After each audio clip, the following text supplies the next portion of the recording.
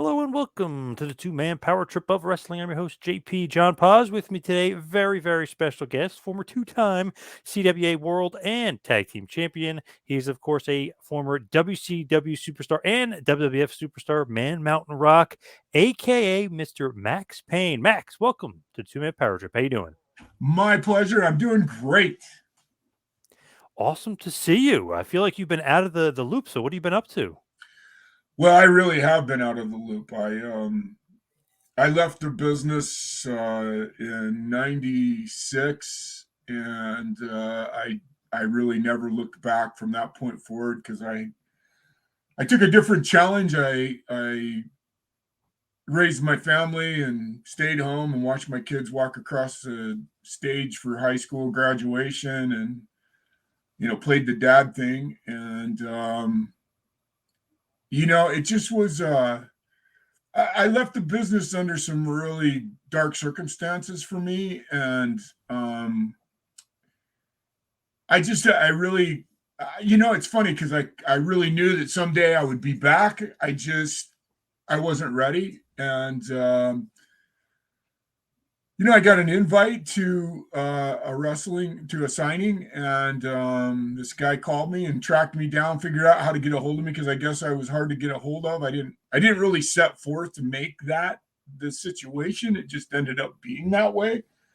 But in retrospect, it was a good thing for me because it kept me alive, staying out of the business. The business, as you know, is very, very. It's tough. It's a tough business, and so when I left, I knew I was never going to wrestle again. I knew the day that I retired, I said, "That's it. I'm not falling down no more." So I left and proceeded to teach myself how to be a musical engineer, and teach myself how to be a producer, and teach myself how to be a songwriter, and play the guitar and the bass and the keyboard. And I just spent the last 30 years, 25 years of my life enjoying it. So it's not really just a gimmick, the being able to play the guitar and stuff. You actually can. You know, uh, that's one of the biggest.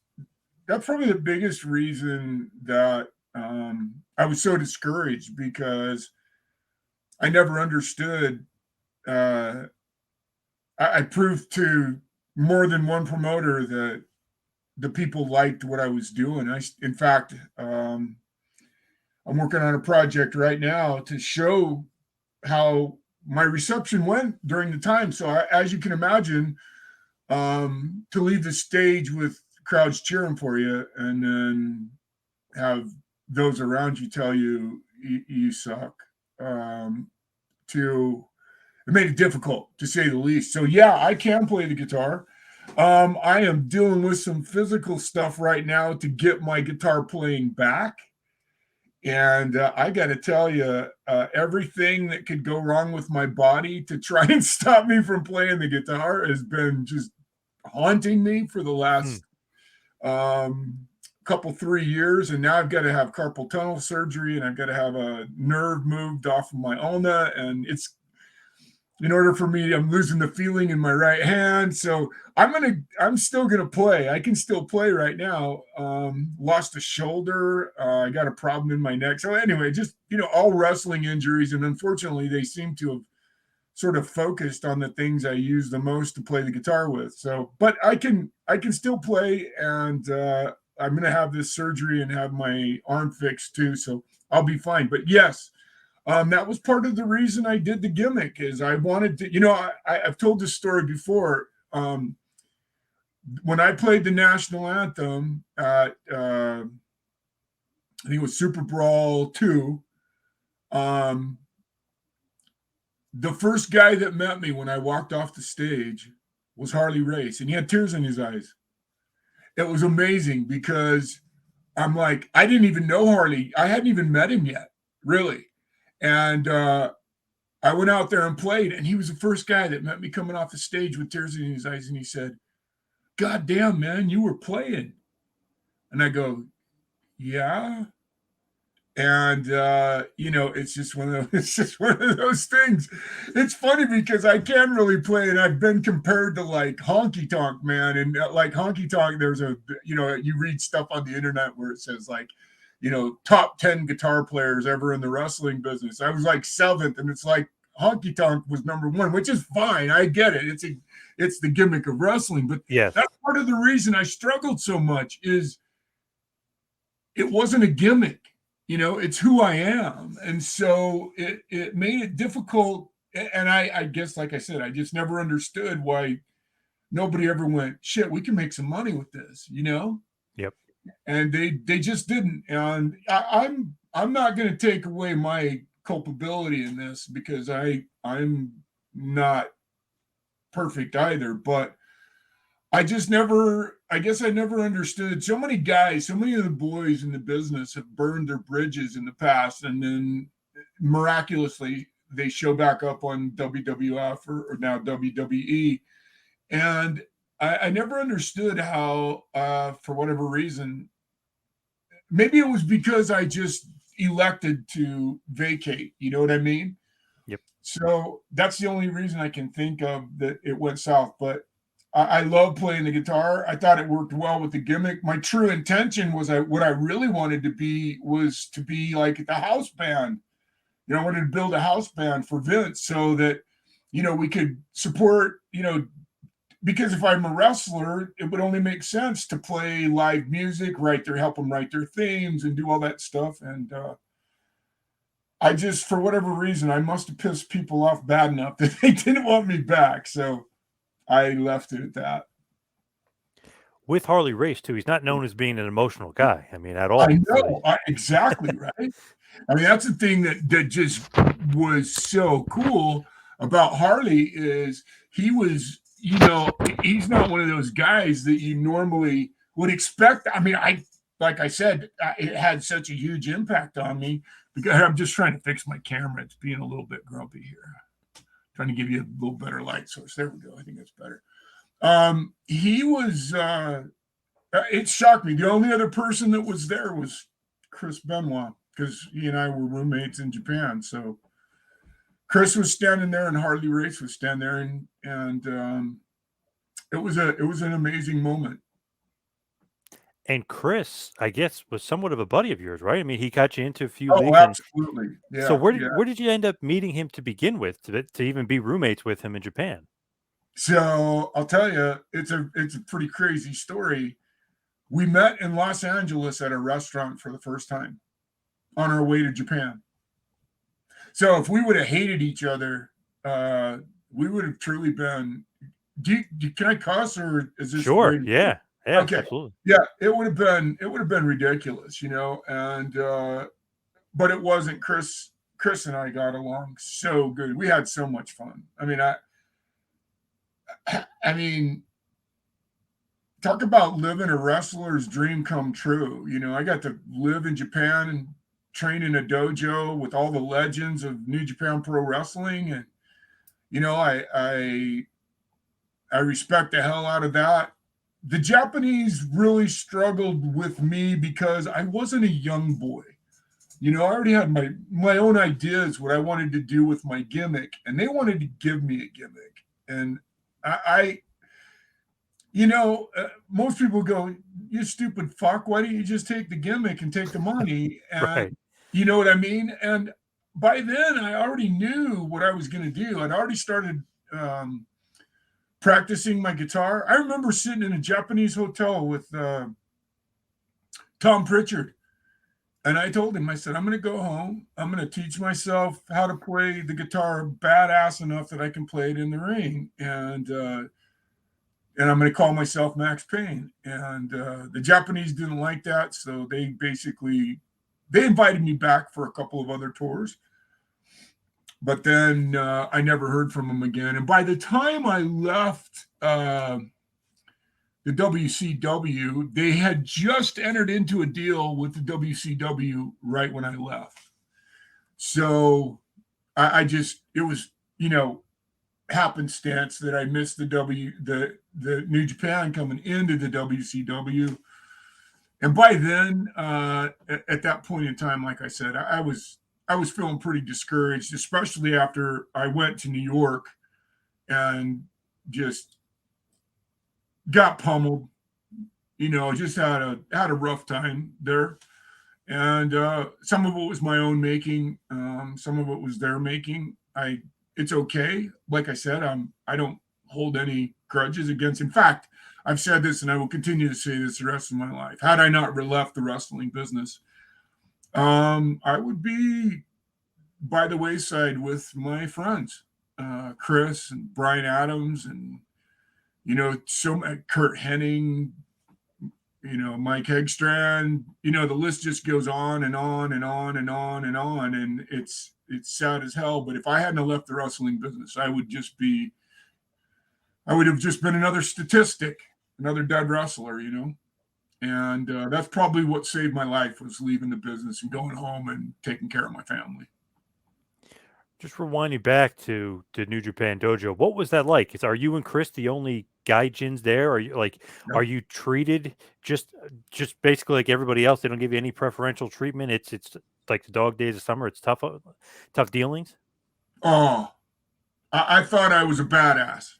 I did, because I was an amateur wrestler for 13 years and had wrestled all through school, and I thought I was a pretty badass guy because I made it through Iowa State's room, and I was a national champion on a national championship team in junior college, and I thought I could handle anything. But I'll tell you right now, the dojo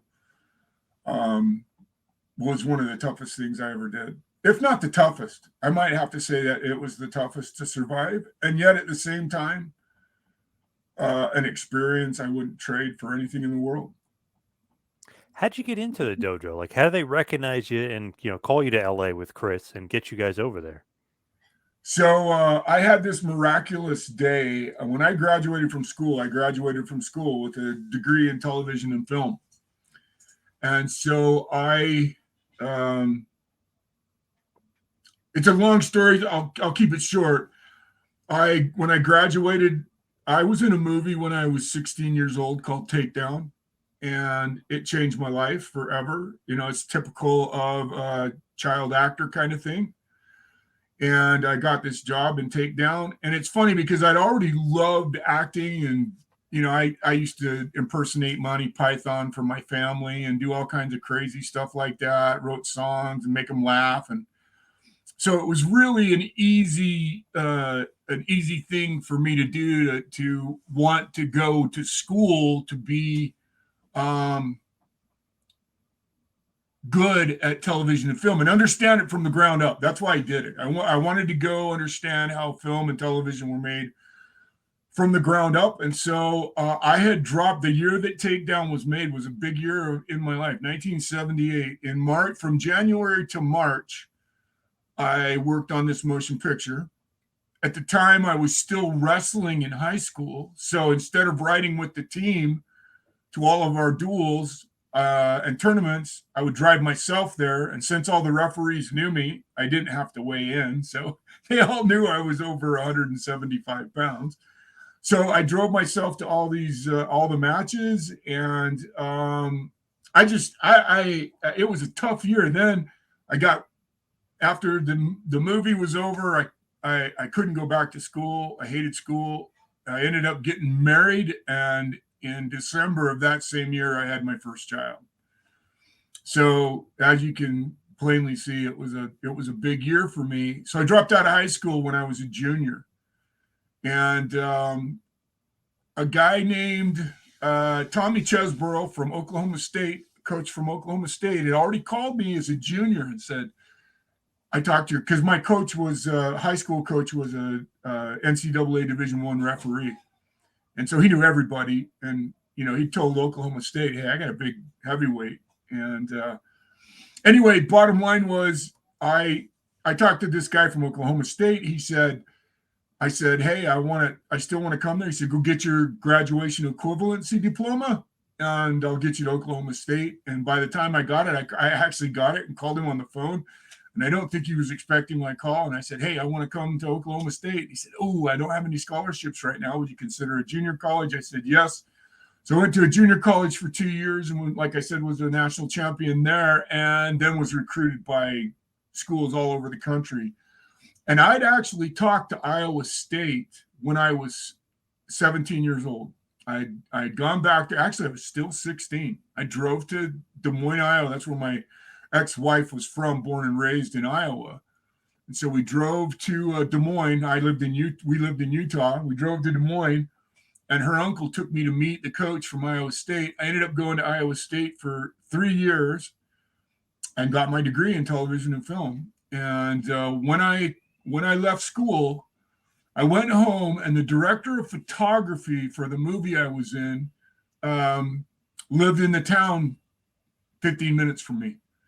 So I called, I just looked his number up in the book and called him on the phone, and he answered. And I said, hey, Reed, this is, Daryl Peterson, can I come and talk to you? And he said, yeah.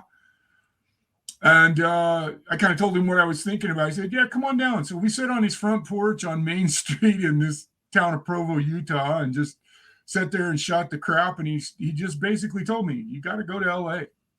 And so I went to LA, and on one monumental day in LA, it was a Saturday, and it was a boxing match. And I had a security job at the boxing match. And there's a big story leading up to that. It was really quite funny, but I won't bore you with all those details. They're out there, so if somebody really wants them. But anyway, so I got a job in security, and on this particular Saturday, there was a fight in the Palladium with Tate, Tillman, and Gonzalez. And I believe Tate was making his debut as a professional fighter after the Olympics in '84. And so I was a security guard there. And on that day, the first thing that happened to me is they started me off at the back door, as security for the back door. And I was standing looking out the door, and all of a sudden somebody ran right into my chest. And I looked down, and it's Farrah Fawcett. Wow. So yeah, it was awesome. And she just looked at it. It's so funny because she wasn't watching where she was going, and she just turned her head. And when she turned her head, she just ran right into my chest. And so she looked up at me. So I'll never forget. She goes, "Oh my gosh, I'm so sorry." I said, "Hey, what guy could be upset with Farrah Fawcett?" Yeah, really. Yeah. Right. And she had Ryan O'Neal with her as well. And then right after that, they grabbed me and they moved me to ringside. And there was a cameraman backing up towards me, and nobody was behind it. And I had worked as a cameraman on several occasions. So I just reached out and put my hand on his back to help him back up. And he knew exactly what I was doing. And after he got done with the shot, he turned and looked at me, and I'll be damned if this guy hadn't just been at Iowa State working for the NCAA, filming the guys before the national tournament for ABC. So I knew this guy. Yep. And he goes, "Do you need a job?" And I said, "Yes." And he handed me a card. He gave me a job. And about a half hour later, the owner of the security company I was working for came up to me, and he said, "I know you. You don't know me, but I know you." And I said, "Wow." He goes, "My name's Dave Knudsen." And when you hear a name like Knudsen in Utah is full of Scandinavians. And I'm Swedish and Norwegian, and Knudsen was spelled with an S-E-N, so he was Norwegian. He goes, "You ever thought about," I never met this guy before in my life, and he says to me, "You ever thought about being a professional wrestler?" And I said, yeah, but, he goes, "You want to meet a guy that can get you into the business?" And I said, "Okay." And he takes me over and introduces me. This guy's sitting in the VIP section, and it's Red Bastien. Wow. And Red, if you don't know who he was a worker's worker. He was the guy that all the boys curtained. They would always stand and watch him at the curtain because Red had the attitude, and he taught me this. He said, "I always had the attitude that I was going to be the best match on the card, And anyway, he took me under his wing. I don't know if you know this about Red. Red trained in the school before the one I went to. He trained Sting, Ultimate Warrior, Angel of Death, and a couple other really famous wrestlers went through Red's camp, the camp before I went through. When I went through, nobody else was there. He didn't have any other takers yet, and so I was the only guy that was there. And then a couple of other guys came on later on down the road. But Red taught me, and in the middle of this teaching one day, he said, "Would you be object to going out of country?" And I said, "Well, no, not at all." He said, "Well, I've got a line on Australia and I've got a line on Japan." I said, "Oh my God, how crazy would that be?" And he came to me a week later and he said, the lady's name was Chika Kujaroko, and she was New Japan's American agent. And she came to the training place. It was the ring was set up in a handball court at a at a fitness center. The handball courts weren't getting rented, so Red rented this handball court to put the ring up in. And Chika came there and watched me wrestle, and he called me the next day and he said, "The Japanese want you." So it was a very difficult time for me. My wife was pregnant at the time with my only daughter, and I had to leave. I had to go to Japan a month before she gave birth. And it's the only child I wasn't there for when she was born, and it was my only daughter. So that was tough, but we both felt like at the time it was a sacrifice worth making. And so then the rest is history. I met Chris in LA at a restaurant. We went back to the same hotel and we stayed there the night, got up the next day and left for Japan.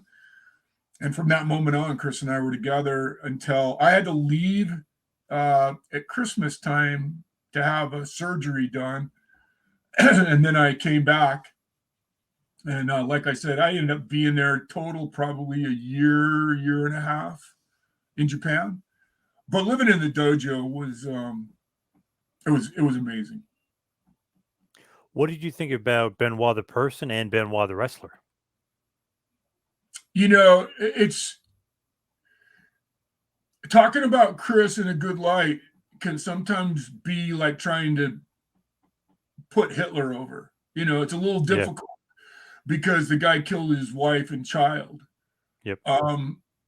I never saw that in Chris. And to be honest with you, after knowing what I know, what he went through now, I actually feel really even more sorrowful for him. But most of all, I feel sorrowful for his parents.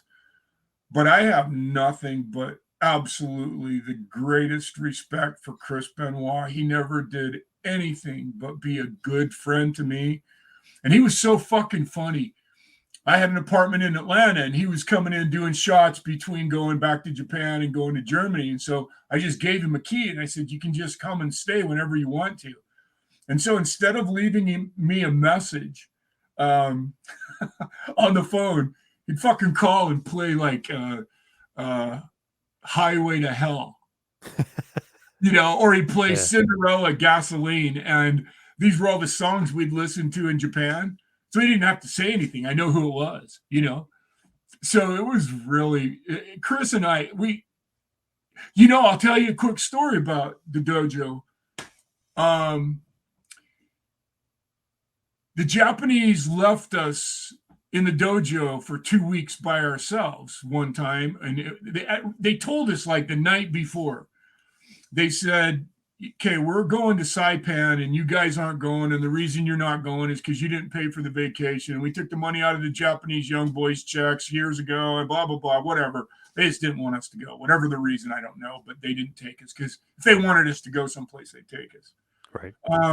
But they didn't take us on this trip. So Chris and I were left in the dojo alone. And one night, that night, I'm hearing noise come from the dojo. And I'm thinking, who the fuck's out there at, 11:30 taking bumps in the ring, right? So I go out there and here's Funaki and Sato.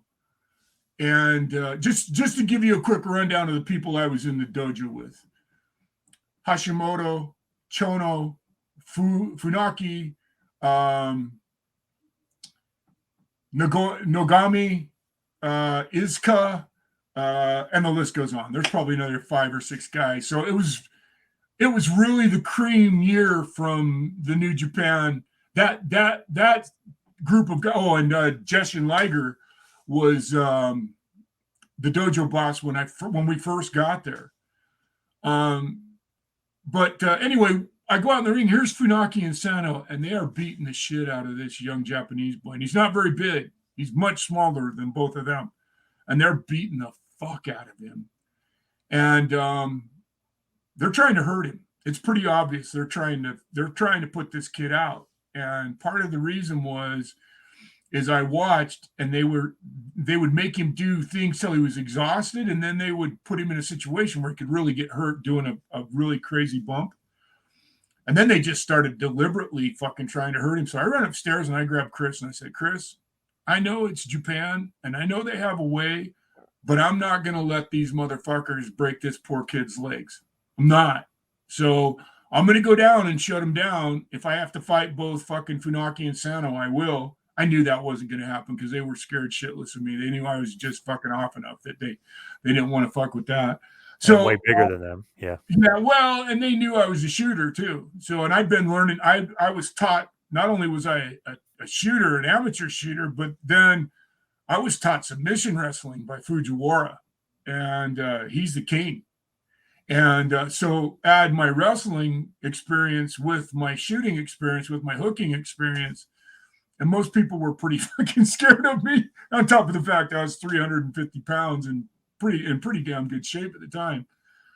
Anyway, so I said, Chris, you want to come down? And he goes, yeah, I'll come down. So he comes down, and I walk up to the ring, and they have got fucking this kid's leg on a turnbuckle, and they're standing in the corner, running across the ring in the corner, and they're jumping on his fucking ankle, trying to break it.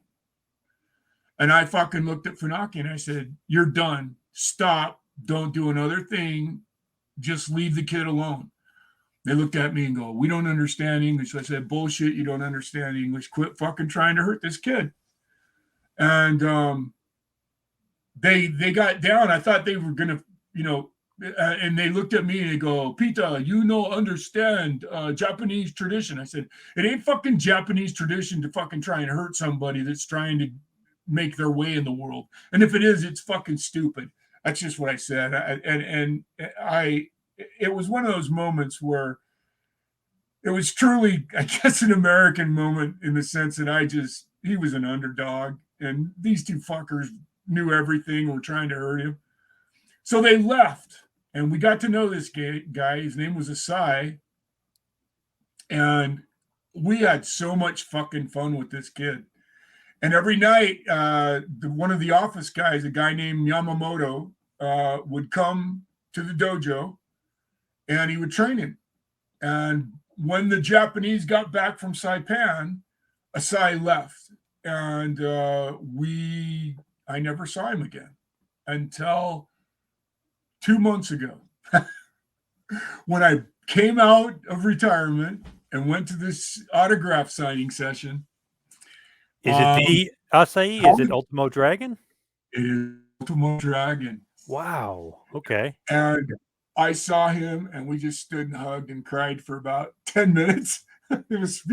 He didn't embarrass him because he was holding on to me as tight as I was holding on to him. And I said, oh, my God, Asai, I cannot believe it. I didn't even know who he was. I knew he got over in Mexico. He went to Mexico and shredded because he could fucking walk on the ropes without somebody holding on to him. Right. He's amazing. When he was in his prime, the shit they did to him in the dojo that night took a lot out of him, though. I'll bet you would have been able to wrestle for another 5 or 10 years if they wouldn't have destroyed his ankles. They did a pretty handy job of destroying his ankles that night. And when I saw Asai, he and I fast became, friends again. And I'm sure I'm going to end up back in Japan doing some stuff. I'm hoping that maybe I can talk them into as things continue to grow with the music side, that I can go back and, like, I was watching one of their broadcasts. I'd love to be an announcer for them, an English announcer. And if I studied Japanese really hard, like, for a couple of months, if I went to a professional linguistic school for Japanese, within probably 2 or 3 months, I could be fluent, because I still remember most of what I remember. I mean, because I was there long enough to know I could get anywhere. I could do anything in Japan I wanted to. And I couldn't speak fluently, but enough to know if they spoke slowly, I could get by. So that's just one of those dojo stories that not that many people know about, because it just happened. But it was an amazing moment. I got to tell you, to see Asai again. And he wrote to me and he goes, "You saved my life." I'm not sure I want that kind of fucking pressure, Asai. But bottom line was, it was amazing. I'm getting goosebumps just telling you the story again, and I relive it all the time, because it was magical. And to be honest with you, until I realized it was him, I'd completely forgot the story. I'd never told anybody that story before. Wow. No, not one person had I ever told that story to. So I haven't told that story very many times already. So you're probably only the third person I've told that story to. So, That's but amazing too. Isn't it amazing? It's just one of those moments in time where you just go, "Holy shit, what a small." I mean, my first time back in the wrestling business, and I see Asai, and I got to tell you, the universe has been pushing me towards this. I got to tell you, I mean, I'm a karmatic guy. I believe in karma a lot, because I've had some of the fucking shitty instant karma get me for the dumbass shit I've done in my life. But I've also had some amazing good things happen. And the stuff that's happening to me right now is so good. I can't complain. I mean, it's amazing. The universe just keeps handing me these incredible gifts, just like, I mean, I got to be honest with you. I wasn't really, that's not true. I have been planning to come back at some point in time. Kevin, the guy that got a hold of me, just happened to get a hold of me at the right time, and that's why I'm back, because I have 3 or 4 stories that I'd like to believe. Maybe it's too grandiose to say this. Let's just put it this way: the stories I'm about to tell are going to have an impact on wrestling. Interesting. So Yeah. Ultimo Dragon, you save his life. What kind of stories? What other awesome stories do you have? You save Ultimo Dragon's career. I mean, that's pretty damn good. He was one of the all-time greats. Yeah, right. And what a first-class human being he is. He's just one of the most amazing guys I've ever met in my life. We had so much fun with him in the dojo. And we went shopping. We went to Harajuku and Shibuya, which are the big shopping areas in Tokyo for gaijins, so we'd go there, and God, it was just a blast. This place called Harajuku, every Sunday everybody would dress up like Elvis, But I would have to say, probably the most profound story I'm about to release is it's kind of a twofold thing. First of all, in 1995, on what ended up posthumously being my last tour in the wrestling world. Not really. I went back to Otto Vaughn's for a month, and then I just decided I had enough and left.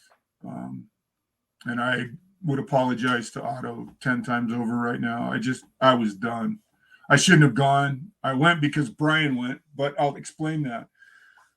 So while I was in the WCW, because I did play the guitar, the gods of music started throwing some songs onto me, and what I always wanted to do from the time I was 8 years old. I wanted to create a band. At the time, I didn't realize it was going to be all wrestlers, but when I got to Atlanta and things started going well, I don't know why. I just realized it was time for me to put my ideas on paper. And so I did. I wrote 3 songs, and then I started to put my band together. And I'd already been jamming with somebody else in the WCW. I'll tell you who it is in just a minute, but I don't want to tell you right now. And he and I would go to his dad's wrestling school, and that's where he had his guitars and stuff. And every time we had days off, we would go to the school and just jam loud as fuck. Just play as loud as we could play, and had a great time. And then it came to me and said, okay, I got a rhythm guitar player there. One day I heard Brad Armstrong singing in the shower at one of the events. I know that sounds crazy, but he was singing in the shower, and when he come out, I said, dude, would you be interested in leading a band? If I wrote some songs you liked, would you sing them? And he said, yes. So there's that. I had another friend that was a wrestler that I brought in, was a bass player, and my drummer, who's my friend since I was in 4th grade, was an amateur wrestler I'd spent time with in Idaho as well. And then on top of that, I taught him how to be a professional wrestler. His gimmick was Kid Ego, and he was fucking great at it, I'll tell you. And I cashed in all my round trip tickets from my contract with the WCW, and they gave me the money, and I bought a recording studio. The first digital recording studio that was manufactured in the United States. It was called an ADAT system, and it was called an ADAT Dream Studio. And I built a studio and didn't have a fucking clue what I was doing, but called all the people I could think of to help me, and they all give me advice. And I built a studio in Jonesboro, Georgia, which is south of Atlanta, about 20 minutes. And we built a studio there, and we recorded 14 songs. And those songs were part of what I was going to do in the WWF. And it all fell apart for a number of reasons. And when I tell you who my lead singer ended up being, because we signed a contract with our manager, went to rehearsal the next day, and Brad didn't show up. We just signed a contract. We're ready to go. I'm ready to start recording and practicing these songs. The first day of practice, Brad doesn't show up. I left him messages. We're all sitting in the studio waiting for him. So we just practiced and called him again. Didn't show up. Didn't answer his phone. Finally, after about 3 or 4 days, I just gave up. I go, I don't know what the fuck we're going to do. And so we went to an Outback one night, and Midian or Tex Schlesinger was there with this kid I'd never met before. And his name was Brian Armstrong. And so we sat there and we played or ate and laughed and had a great time. And Brian said to me, he said, Max, there's a reason why I'm here. And I said, what's that? He goes, I know Brad let you down. And he said, but I can sing. And he's an ego fucker. So he said, quite honestly, I think I can sing better than Brad. Right. Yeah. And I said, really? And he said, yeah. So we went home. And at the time, I learned how to play Plush. It was popular at the time. Stone Temple Pilots song. Fucking love it. And then there's a song by this other band that Brian knew. And then I had one of my own songs written. But we started off and I played Plush. And Brian just fucking knocked it out of the ballpark, brother. I mean, I'm not kidding you. It was ridiculous how good he was. I mean, I was like this. When we got done, I said, Brian, I said, I want you on board. In fact, I just told him this story the other day, and he doesn't even remember it. And I said, I want you on board, but if you think I'm fucking fighting the Armstrong family, you're out of your fucking head. So the only way this is going to happen is if your brother Brad calls me on the phone and says, hey, Max, I'm turning the reins over to my brother Brian. And the next day, Brad called me and said, Max, I just I can't do it. And I'm glad you found my brother. Brian's a hell of a front man. He'll be great. And I said, Brad, I'm so sad because you're a talented singer, man. And he said, you'll do fine with Brian. I said, okay, brother, I wish you the best. And he said, you as well. And thank God, I don't know. I have to say, I'm not going to, I at least have to give myself credit this way. Is one of the first things I did was bought a good video camera. At the time, the highest consumer level video camera you could buy, because to go to the next level, they're heavier, they're not easy to move around, but this camera claimed to be broadcast quality. So as we started building the studio and as we started practicing the songs and all the equipment came and everything, I started recording it all. And I forgot that I did it. And I have a movie of us making the album, building the studio and making the album. And then that year is when I went to the WWF and I took my camera with me on the last tour in the WWF. So I've got these 2 movies now and I have a record. And I got to tell you, I'm excited for wrestling fans, first and foremost, to hear this, because the guy at the helm is legit. One of the greatest singers of all. And I've told him this over and over again. I'll tell it, I'm not afraid to tell it to his face. I can't wait for us to get together and do some stuff again. And hopefully, maybe if there's enough interest, maybe we can do some other things. But Brian, as you know, ended up being Road Dogg. And the whole angle with him and Jeff Jarrett was supposed to be manifested at WrestleMania 10 or 11, whichever one. I don't remember which one it was. And what was going to happen is, in the interim of this, a guy named Steve Miller, we put his tape in his mailbox, which one of my friends lived in Sun Valley, and he had a house in Sun Valley. So we put our tape in the box, and a couple of weeks later, Steve called. He was on his tour bus. And he says, I'm coming to Georgia. Do you guys want to come to my show? We talked all kinds of stuff. In fact, I have a letter that eventually I'm going to put online for people to see, so they know I'm telling the truth, because I've been accused of being a liar a lot, and nothing pisses me off worse. Why would I lie about something like this? But anyway, so Steve Miller was supposed to come on board. He was going to be my manager, but he was going to be my music attorney. And we were supposed to meet at WrestleMania, and we were going to save Brian from the evil Jeff Jarrett, who had Brian sing Be My Baby Tonight. Yep.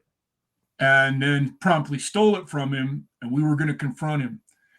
And J.J. Dillon called me one morning in a hotel, and he said, okay, give me Steve's number. We're ready to call him so we can get this WrestleMania thing set up. And I said, okay. And Steve had said yes the whole time. I have to say, Steve had said yes the whole time. I'm also going to post an interview that he did with Mick Foley on Jimmy Kimmel to substantiate what I'm telling you. And fucking J.J. Dillon called me back 5 minutes later, and he goes, what the fuck's going on, Max? I said, what do you mean?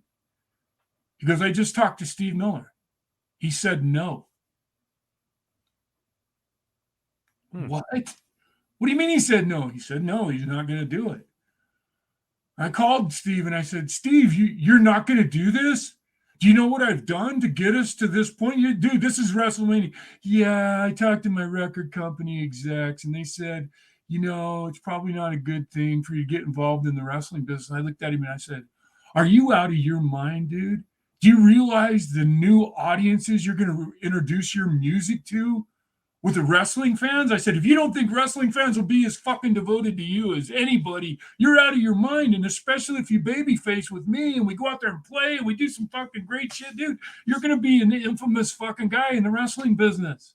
Because he wanted to do this. He called me and asked me if he could be my manager, which is why I went to New York with it. I mean, that's the whole reason I said to Vince, look, this guy wants to come and, be my manager. And because his uncle had wrestled. He was from Texas. Steve's from Texas. his uncle had wrestled. He always loved the business and he wanted to be a part of it. And his record company talked him out of it. And I to this day, I would tell Steve this to his face. I actually did tell him to his face. You made a huge mistake here because you would have put more money in your pocket, not less, from being a part of wrestling. And fans are fans. And if they love you and buy your shit, who gives a fuck, right? But we parted ways. And the next day, JJ called me. In fact, I don't even think it was the next day. I think it was an hour later. JJ called me back and said, after the Europe tour, we're going to let you go, Max. And they pretty much fired me on the spot. Well, all because it went downhill because of Steve Miller. Yep. Because they had this fucking huge program wrapped around it. You know, we were going to fucking WrestleMania with it, and I was going to fucking expose Jeff and Brian, and the whole thing was going to take off. And then Brian and I were going to sit down and do some fucking songs, and people would go, wow, you know, that the whole thing was to bring Living Insanity, that's the name of my band, on board with the WWF. And then in the end, like I said, I just wanted to be like the fucking Paul Schaefer of the wrestling business. I just wanted to, you know, be the guy, but I had heat with fucking everybody in the WWF. Jim Johnston, the guy that did all the music for WWF, he was such a fucking cocksucker. He didn't even put my own guitar playing on a promo I did for Man Mountain Rock. He put his shit ass tone in his stupid fucking song he wrote on, and then I had to use it as my track. And you know, I'll tell you, I want to say this to anybody who's listening out there. The only mistake I made in the WWF was not doing exactly what Stone Cold did and saying, fuck you, I ain't going to do that stupid gimmick. I'm going to be who I am, Vince. And Vince said, okay. And looking back in retrospect, I wished I would have done the same because I did a bunch of gigs that I shouldn't have done, and I knew I shouldn't have done them. They put me in Madison Square Garden with a completely inadequate system one night, and I fucking got booed the first time I ever got booed because I couldn't hear to play. It was fucking Madison Square Garden, man. How do you fucking play at Madison Square Garden through the fucking PA that's in the ceiling? You know, you don't do that. It's rock. You don't fucking play with the PA. You have to have fucking, I needed a monitor and I need to be able to hear myself, and it fell apart. And I got booed and it crushed me. And I've made a vow. I'm going to go back to Madison Square Garden one of these days and redeem myself. But yeah. So as you can imagine, when I first left the wrestling business, let's just put it this way. I was fucked up. I was really fucked up. I was, so here now, the opposite side of that. Had I not left at that moment in time, I would have died. Like I was saying earlier, I would just be another statistic of another fucking dead wrestler, and nobody would ever have gotten to hear this incredible album. I have to tell you, I'm proud of it. And I think wrestling fans are going to dig the fact that for the first time, truly a wrestler's voice in a song is going to be heard. And there's 4 or 5 songs on this album that are directly pointed at wrestling, and almost all of them, excuse me, at some level or another, have something to do with the business. But it just all fell apart. And I went home and laid in bed for 3 months, because I'll tell you, the hardest addiction to beat makes Percocets and pain pills and anything else you're addicted to physically look like a cake in the walk, or like a cakewalk, until you try and quit the wrestling business and you're not hearing a pop every night, you know? Yep. When you go out there and you wrestle and you get that immediate gratification of, you know, but by then too, I was really, really, really, you know, I'd worked out my whole life. I'd worked out through college. I you know, I was hurt. I was depressed, and it was time. My kids needed me. My family needed me. I ended up taking care of my parents until they died. They passed away, you know, with me in my home. And so for that, I'm incredibly thankful. In fact, the wrestling business blessed me by kicking me to the curb, because had they not, I would have stayed in and I'd be dead. And as a result, I was with my parents when they died, and I was with my kids when they walked across the stage of the grade school in their last Christmas play, and was there for all of them when they graduated from high school. And I was there for my second son when he won a state wrestling championship. And it was just that part of it was really, really good. And so for that, I'm incredibly thankful that the wrestling business kicked me to the curb. But there's still a great story that's left untold. And it's not just a fucking little story, it's a big story. And the two movies in the album, I think wrestling fans I hope, I could be wrong, maybe nobody will be interested in it. I'll be shocked, especially when you hear some of the greater songs on the album. I think they're all great. Of course, I'm a musician. You couldn't do that if you weren't. But there's 3 or 4 songs on this album that I think wrestling fans are really, really going to dig. And I think they're really going to dig here in the story of how it all went down. And I've been in communication with Brian, and we're going to do something. I'm going to release this album. I can't give a date, but my goal is this year.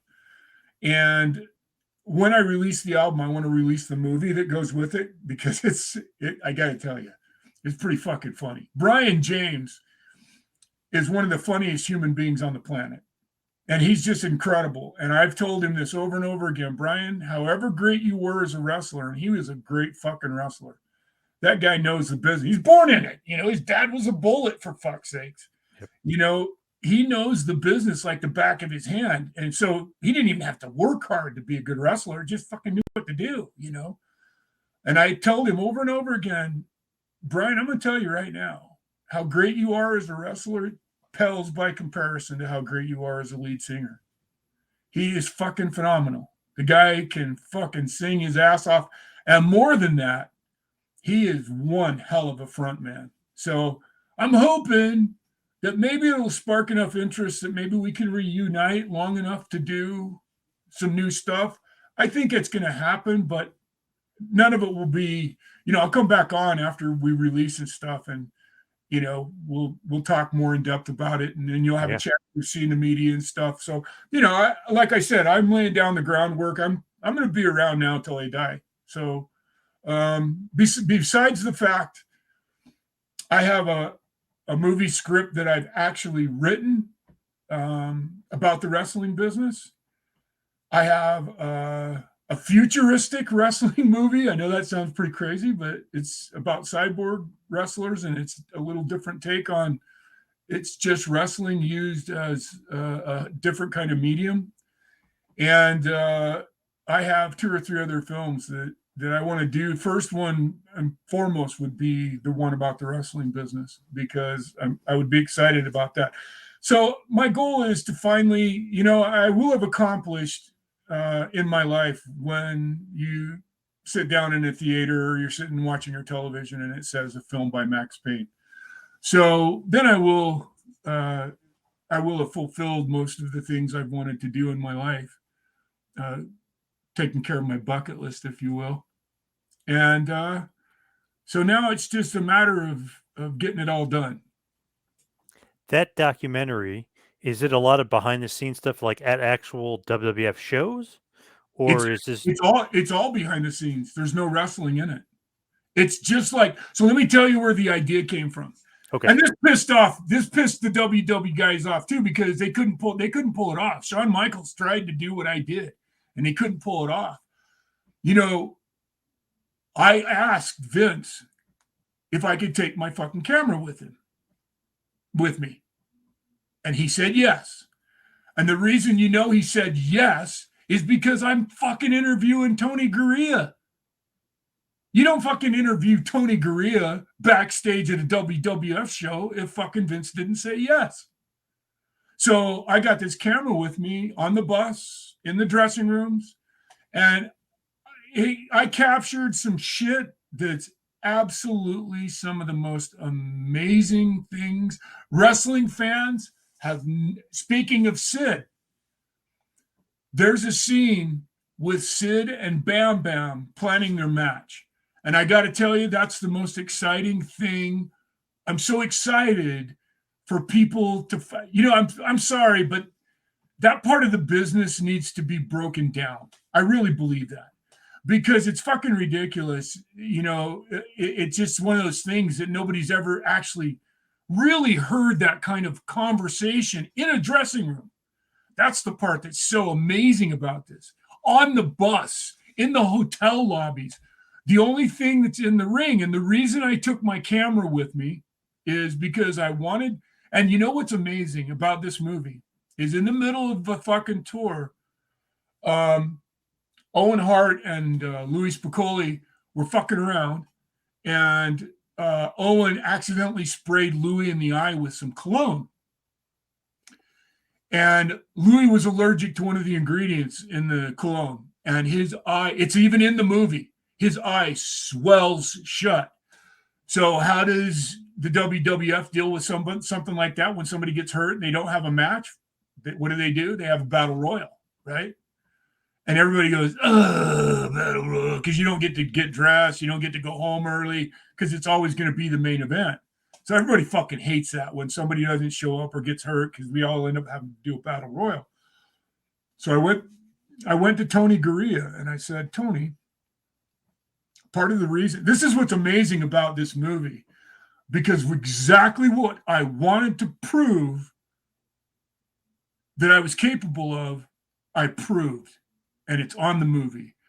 And I said to Tony Gurria, I said, Tony, do you know I'm probably the only wrestler in the wrestling business, other than Graham Chapman from Monty Python, that could give you, I don't know if you've ever seen Graham Chapman wrestle himself. If you haven't, it's truly some of the fucking funniest shit you've ever seen in your life. If you like Monty Python, type in Graham Chapman wrestles himself, and you'll laugh till you cry. It's so fucking funny. He does a standing cradle and pins himself and all kinds of shit. It's fucking funny shit. But I said to Tony, Tony, you do realize I'm the only guy in the wrestling business that can give you 15 minutes without an opponent. He went, what do you mean, Max? I said, I'll go out there and play the guitar for 15, 20 minutes. How much time you need, I'll give you that. He goes, are you fucking kidding me? I said, no. He goes, let me talk to the man. Okay. Comes back. Okay, you're on. So for the next 5 or 6 shows, for the opening match, I just went out and played. Just fucking shit that I knew how to play, and, you know, Smoke on the Water, Enter Sandman, Green Day, and then always ended with 2 of my own songs. I'd get the crowd warmed up and get them chanting Zoo Goblin, and then I'd play my songs, and it just went fucking spectacularly. And I wanted that to happen so Vince could fucking see for his own eyes that what I was doing could make him money. You know what I mean? I wanted the fucking fame and the money too, but I wanted him to really understand, because after I got booed in Madison Square Garden, as you know, Vince always watches to see what happens. Fuck, he was right in his booth. Yep. When I got booed, you know, he seriously started to doubt, you know, what he was doing with me. And then, so I wanted to prove to him, and I'd already been in Europe, and that's where I invented my gimmick. And not invented it, but introduced it and polished it, you know, so that when I came to the States, I was already ready to go. So the European fans are fucking unbelievable. And I learned how to play the German national anthem as well. And as you can imagine, the Germans went crazy. And on my last night, we were in Zurich, Switzerland, and I walk out of the ring, the crowd's still fucking chanting Zoo Goblin. I don't know if you've ever been to Germany or Europe. When something happens in Germany, when something happens in Germany that people love, they start chanting Zoo Goblin, Zoo Goblin. And they're still chanting that. And I walk back to the back, and here stands Kevin Nash, and he says, "Yeah, that's not really working, Max." I'm like, "What? Am I not hearing that, or what's Yeah, what going do on?" you mean? Yeah. Yeah, what do you mean? What do you mean? Yeah, it's just, yeah, the look's not good. It's just not going very. I go, fuck, Kevin. I guess I'm deaf because everything I'm hearing, they're going nuts. And I knew right then that the Click had won. I knew I was done. That was when Kevin said that to me on the last night, and the crowd's still fucking chanting for me. It's pretty tough to go, really? Yeah. But I took that as the sign it was. And that was it. That was, I went to Germany again for, like I said, for a month. And then Brian and I went together when he quit the WWF the first time. And Brian left because he was going back to New York. And I begged Brian while we were in Germany. I was trying to get him to go play on the streets of Vienna, Austria with me, because Vienna is this huge music town. As you know, Beethoven's from there. I mean, all of the great classical musicians were centered in Vienna, Austria. So the Wieners love street musicians. And I'll bet we could have made $400 or $500 a day playing on the street, and I couldn't get Brian to go with me. And when Brian refused to be a part of what I was trying to do, I knew that at that moment in time, it was probably all over but the crying. So that's when I quit. And here I am today, that would have been 96. So 27 years ago. So the Click really did have all that power. They always backstage stories about the Click and, how they were with Vince. So they really did have that kind of power backstage. Well,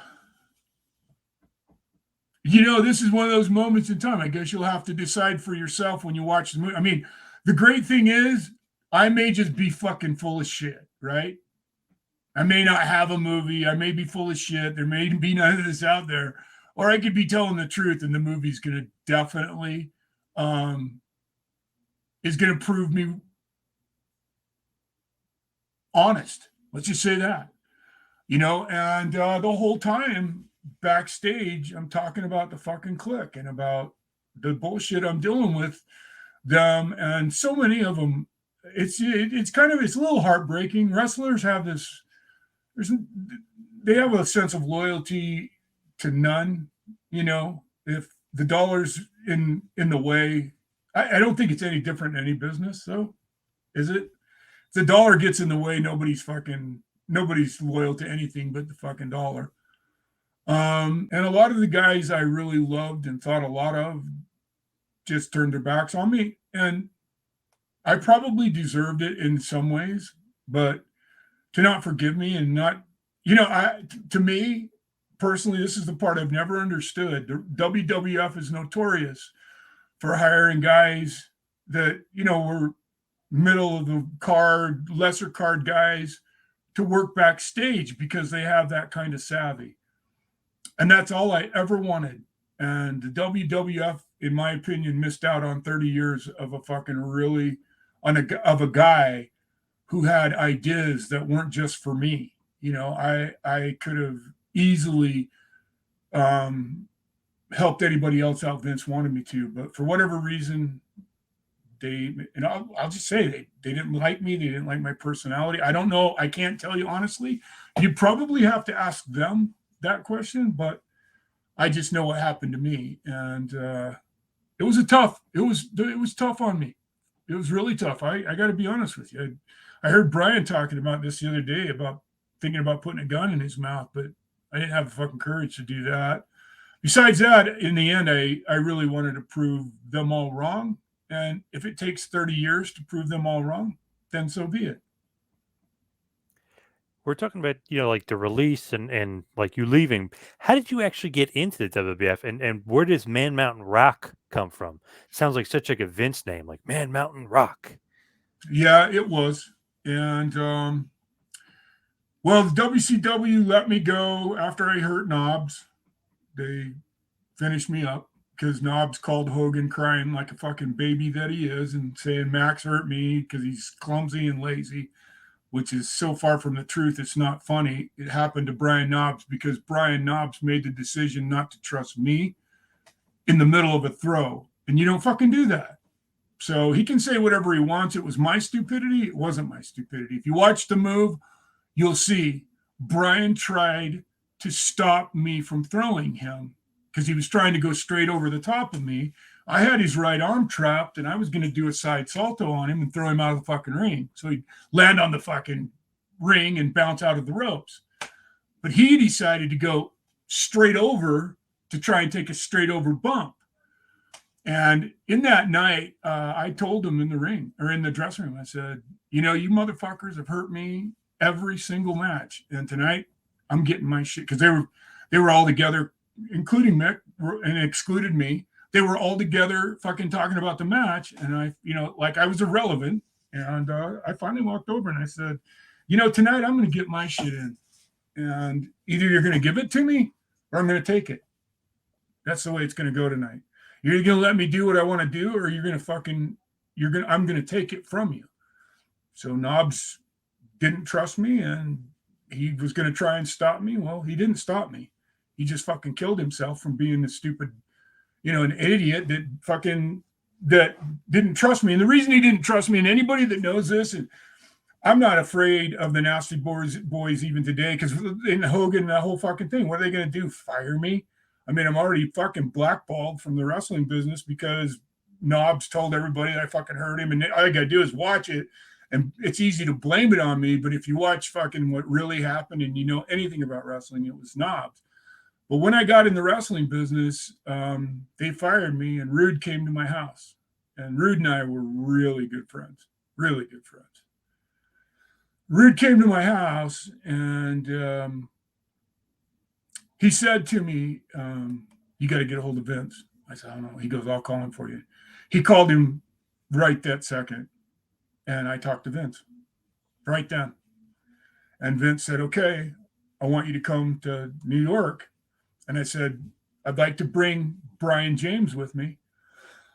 And we'd like to come and perform for you so you can see. So we flew to New York. And the next day we went to this is during the era of the fucking Hogan fall. So they were doing little high school shots. Remember that era? Yeah, oh yeah. And I went to this shot. Vince had a little curtained office, and Robert Fuller had a 1965 D35 Martin that I recorded the whole album with. He let me use it for the whole album. And he let me take it to New York to play for Vince. So Brian and I went to New York, sat in front of Vince, and we played 3 songs. And when we stopped, Vince looked at us and he said, he looked at me really, and he said, okay, Max, where do we start? And I laid out the plan with the Steve Miller thing in place right then. And he said, I'm in. Let's do it. And that's how it started. They didn't want me to be Maxx Payne because it was too close to The Undertaker. And I'm like, to me, that was the biggest fucking mistake you could have made, in my opinion. Because imagine the fucking great fucking feuds Taker and I could have had, and then ended up being, partners. And I play fucking, he loves heavy metal too. He's a fucking metalhead, And I just think Taker and I could have fucking really had some great fucking matches. Great matches. And Vince wouldn't let me be Maxx Payne. And I wish the only time in my life I didn't say no was right then. I wish I would have said, fuck you. I've been Maxx Payne since fucking before Taker was in the business. I started in Memphis before Taker did as Maxx Payne. So, and Taker came into Memphis and followed me as a master of pain. And I'm not, there's no anguish there. I'm just saying I was Maxx Payne from the beginning of my wrestling career in the United States. So to give that up was fucking hard, I'll tell you. And then to put on a tie, I'm not a tie-dye guy. I'm a fucking black guy. I wear black with white lettering and heavy metal shit, That's who I am. I did this for my gimmick so that when I played, I was going to color this with fluorescent ink. So we put a black light up in front of me and it would glow while I played. So that was the whole reason everything I did was in preparation for that moment. And dude, I was running wide fucking open as hard as I could run. So was Brian, and we just crashed. I kind of told you the whole reason it crashed, and it just hit a wall, and I left and went home.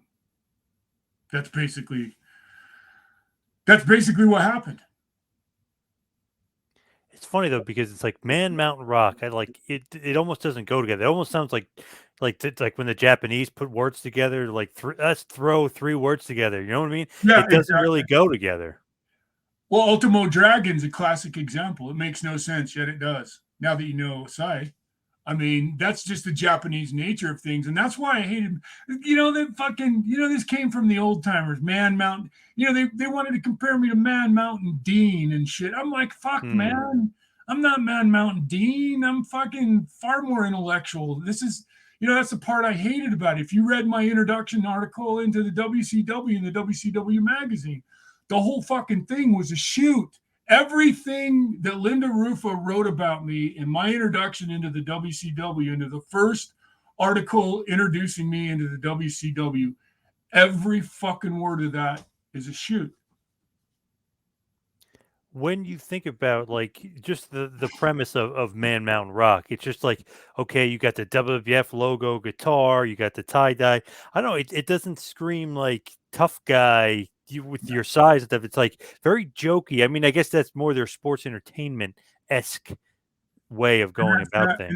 That's just not who I was. I mean, right. At the time, and I certainly didn't want to be that, but I worked with Anthony Hopkins one time, and the company that I worked for in this movie wanted me to cut my hair, and I almost didn't do it. And then one of my friends said, fuck, dude, you're going to be working with Anthony Hopkins. Your hair will grow back. Right. And so I cut it off and worked with Anthony Hopkins. And because they were pissed at me, them fuckers didn't put me in the movie. Fucking jackasses. Didn't even put me in the credits. It was a movie called The World's Fastest Indian. I must just be a fucking heat seeker, because every fucking thing I did at that time in my life, the very first gig when I went home to Utah to leave the wrestling business and start a job, I signed up with a casting agency in Salt Lake City, which got me tons of work. That got me The World's Fastest Indian and 3 or 4 other movies I was in. And the first gig I did with them was voiceover talent for a video game called Road Trip. It was the 3rd installment of the Twisted Metal games. And following that following fall, out comes a game named Maxx Payne by the same company that I worked for. So I'll let you draw your own conclusions with that one. I handed them a dossier full of me and all my shit, and they created a game named Maxx Payne. The owner of the company even called me and asked me if I wanted to sell it. I didn't know it was him then, but looking back, in retrospect, it was the guy from the company calling me to say, hey, we want to buy your name. And when I said no, they just said, oh, fuck it, we'll just steal it. So. Wow. So you did sue them and it was settled out of court, or what happened with that? Yeah, it was settled out of court. And, I've signed an NDA, so I can't talk about it much, but I would like to think that in the near future, I have a feeling they're going to have to make a decision, because they put some verbiage in my contract that I could always be Maxx Payne, the wrestler, writer, actor. I could still use my name to do that. I just couldn't start a website called Maxx Payne. And I have a feeling once wrestling fans discover, if you are a wrestling fan and you are a Maxx Payne fan, anybody that hears this story surely realizes that Maxx Payne came out long after I did. And there's a lot more to that story, but it's one of those, that's part of the details of things like that will end up in my book. So really, Maxx Payne, when did that actually start? Because you mentioned Memphis in like the mid to late '80s. Yep. When does that actually like happen? I guess it would be somewhere around the mid '80s. 87. Yep. When I got home from Japan, couldn't find every place I was trying to go to closed down. I was trying to go to Montreal. They had a little territory in Montreal. It closed down. I thought about going to Portland, and Portland just was dead. Vince had effectively killed all the small territories by then. I ended up going to Memphis, and I still have all my paycheck stubs from Memphis. A week, 3,000 miles a week, I was making $200. You know, it was a motherfucker, to say the least, to pay your dues in the business at that time, because there was no place to go. You couldn't be married to a guy for any length of time, because people were in and out so much because they couldn't fucking survive. And so I actually thought of the name in Japan, and that's when I pissed them off, because I said I want to be Maxx Payne. And I told a reporter that, and the fucking reporter went straight to the boss of New Japan Pro Wrestling, and he came and got me and yelled at me and said, you don't do nothing with the press until we tell you to do it. And I'm like, okay. Well, I'm not fucking an 18-year-old dojo kid. Yeah. I was an adult with a college degree and my own way of thinking. And that's everybody else who went there, including Chris. Chris did the Pegasus thing for them.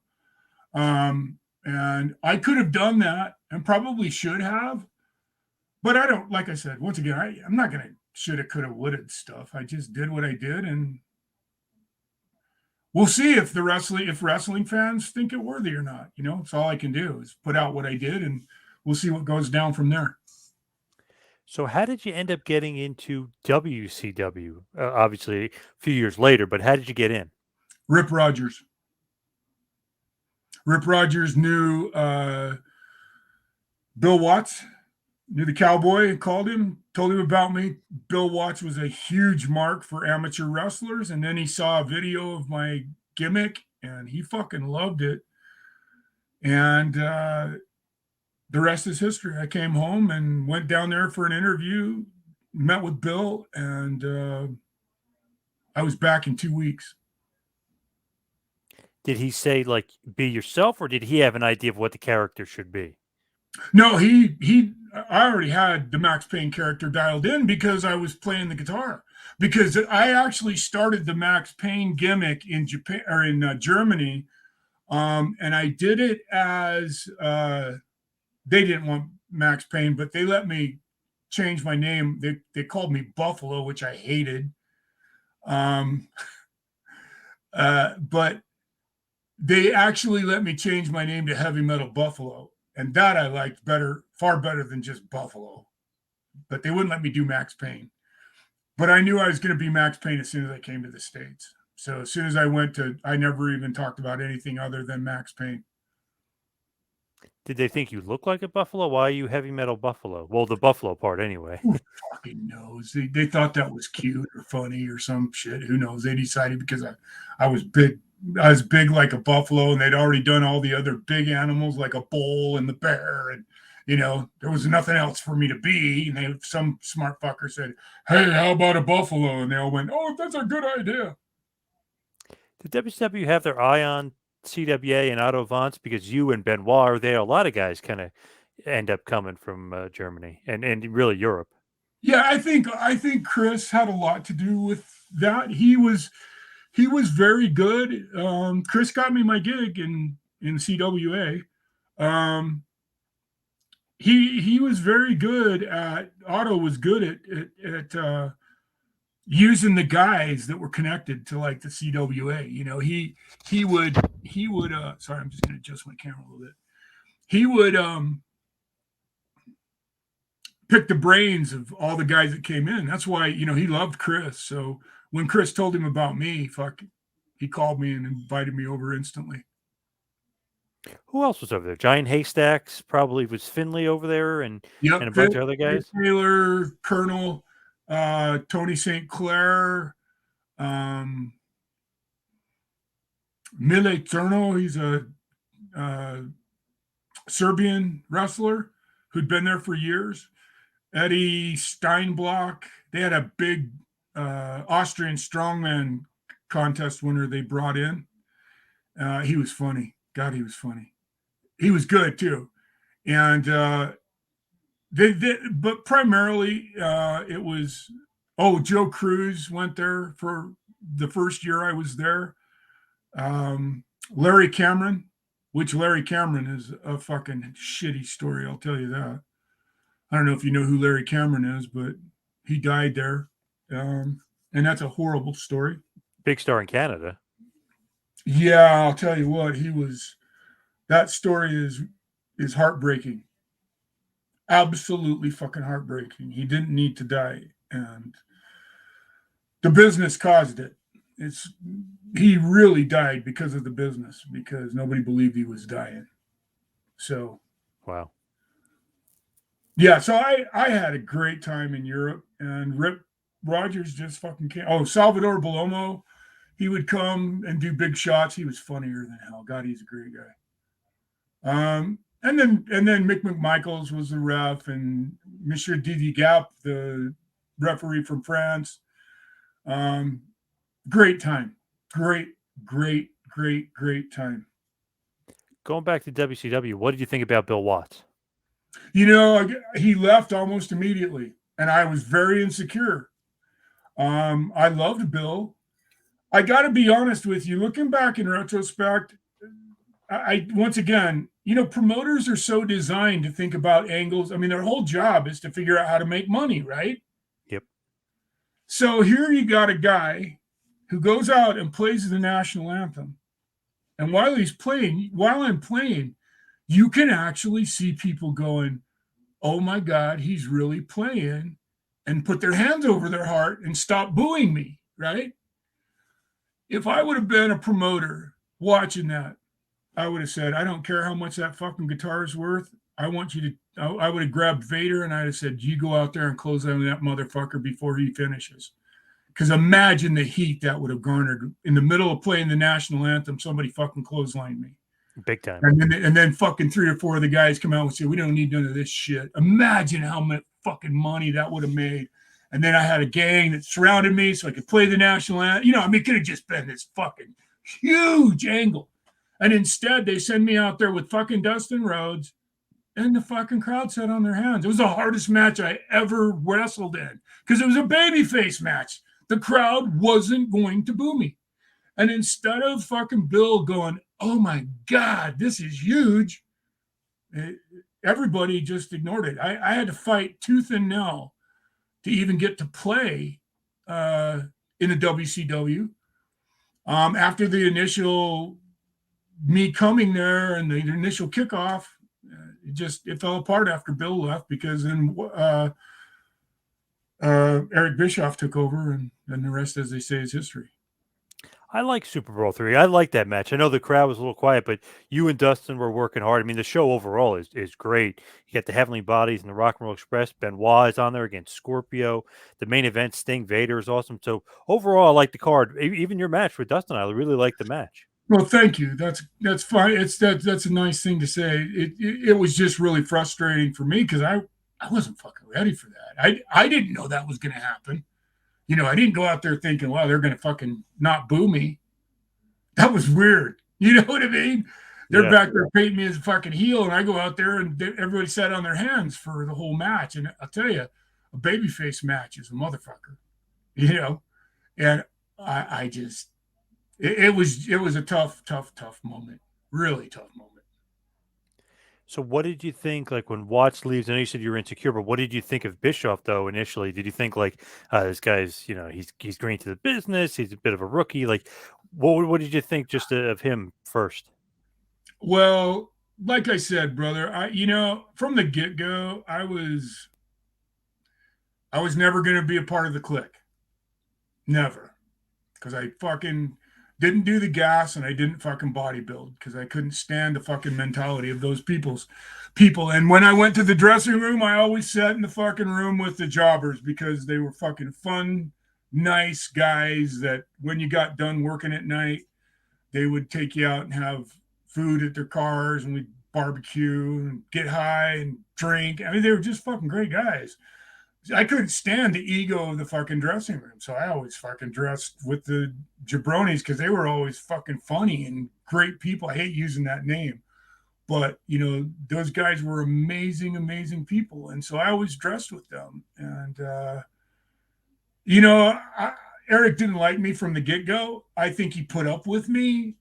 And then when Mick and I hit it off and things started actually going pretty good for Mick and I heard Bischoff talking about that match in a shoot with one of the fucking guys that was doing the show about, the craziest shit that was ever on WCW. And that match was one of them. And the only thing that Eric ever talked about in that match, and posthumously, I'm talking about, this was an interview done a couple years ago, was about Mick Foley. And he didn't mention my name. He didn't mention the Nasty Boys' names. He only talked about Mick because by then he was in the WWF and Mick was still hot and on fire. And so, Eric didn't want to take a chance on burning any kind of bridge with Mick. So the only guy he talked about was Mick. I just didn't have any friends in the offices. That was my biggest problem because I couldn't be a fucking stooge and I couldn't fucking, I wasn't going to call Vince and tell him what was going wrong on the tour, or, I just not who I am, and so it was a tough time. Was Bischoff referring to that awesome Chicago street fight you guys had, the Nasty Boys and you and Mick? Yeah. And then when I fucking hurt Knobs, he pulled me aside underneath the bleachers, and because Knobs was in there crying like a fucking baby, and he comes over to me, pulls me out. He goes, "What the fuck are you doing, Max? You can't do that." And I looked him right in the eyeballs and I said, "You know something, Eric? I had a good friend tell me once, there comes a time in your life when you got to say no. And if you don't say no, the only person you got to fucking blame is the man in the mirror. And the Nasty Boys have hurt me for the last fucking time," which was a lie because they beat the shit out of Mick and I at the fucking street fight. For that one fucking shoulder that I broke of Knobs, they smashed Mick in the head with a fucking shovel. They hit, that last fucking table he hit me with at the end of that match. It just rang my fucking bell. I can't tell you how many times the Nasty Boys hurt Mick and I. And the only thing I regret in that show is that street fight is that I didn't fucking do some hard way shit to them. That's the only thing I regret. Was there an issue with you guys in Nasty Boys, or is that just the way they're working? Just me. But is that like normal though, that you're going to work that stiff? Yeah, well, fucking Nasty Boys just work that stiff, and everybody who knows the Nasty Boys will tell you that they hurt people. Nobody could trust them because they fucking, I always said this: their fucking punches look like shit, their stuff looked like shit, and they hurt, and it hurt. It's like the worst combination. Your work fucking stinks, and it fucking hurts. You know what I mean? They were good at telling stories, but my fucking God, they hurt people. And I'll tell you, when I walked in the fucking dressing room after fucking doing Knobs' shoulder, I wish I could reproduce that somehow. Because everybody in the room stood up. They hated the Nasty Boys. When the fucking papers would come out for who they had to work with, the kids all of those young boys would all run up to that fucking list. And fucking first thing they would find is the Nasty Boys and who was working with the Nasty Boys because they hurt everybody. With like teaming up with Foley, obviously you're a heel, then you turn face, you team with Foley. Did you like Mick? Did you get along with Mick? I fucking love Mick. I adore Mick with all my heart. It was Mick that decided he didn't want to work with me anymore, once again. And I've told that story. I'm not going to tell it a bunch, but Mick kind of broke my heart, but I still love him. I forgive him. I have no qualms with him. And to be quite honest with you, I would love to do an event or two with him. I would just be out of my mind. Nick, my manager, we've talked about this, and I think we could sell a couple autographs if Mick and I got together and did a show someplace together. Because Mick's a fucking superstar anyway.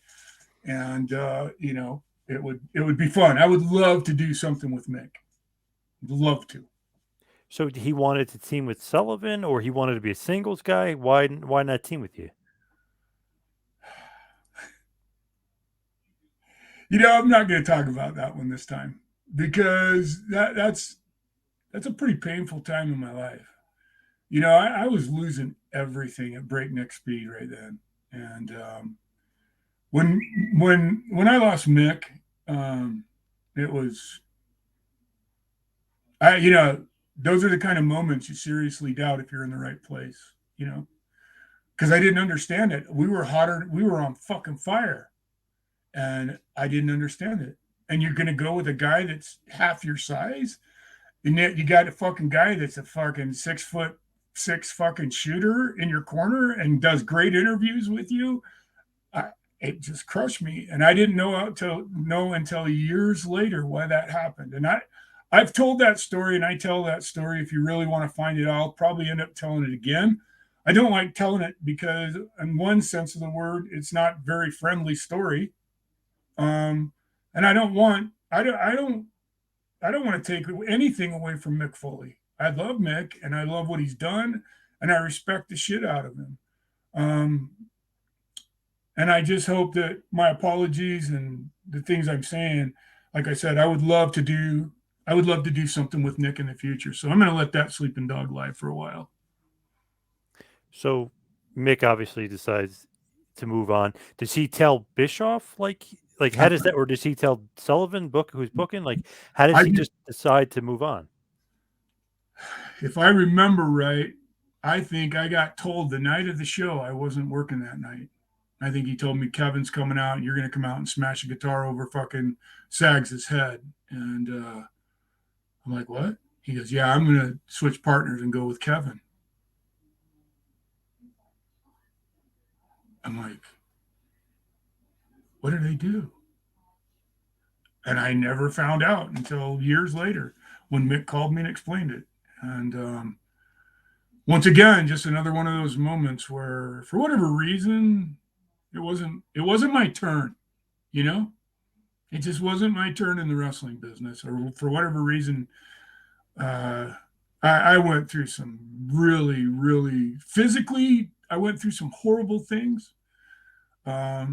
Mentally, I went through some horrible things, and like I said, it it was soul crushing to finally dig my way out of it. And had I not had a wonderful family, my daughter was so amazing. She was so patient with me because I was babysitting now when I got home. And she was so patient with me. And finally I drug my ass out of bed and, you know, started being a normal human again. The wrestling business had finally gone away. I had to decide what I was going to do. And like I said, I went and registered for this agency in Salt Lake. Salt Lake, Utah has a huge film industry because the Congress there has gone out of their way to make sure they establish laws that will attract Hollywood money. And they've done a good job of it. And I was literally getting some really good parts. And then the whole thing happened with the Maxx Payne thing. And it's just, I had, it's that moment in time, like when they stole my name for the video game, it's like, what the fuck have I done that deserves, you can't help it. I don't care who you are. If that happens to you, you can't help but go, what did I do? What didn't I do? And in the end, a lot of the questions were answered, and a lot of them I had nothing to do with it. I really didn't. In the end, it was the people around me, it was their feelings, not mine, that caused me to, and a lot of it was really untrue. Just like the Knobs thing, for him to blame me for him fucking being an asshole on that throw, well, Hogan bought it. So what did Hogan do? Went straight to fucking Vince and said, you better not fucking deal with this guy. And Vince did ignore that in the end and let me go there. But then I got there and one thing after another just kept falling through. Boom, boom. And that's when I just decided. Sometimes, once again, The man in the mirror says, you better be saying no. It's time to walk away. And so I did.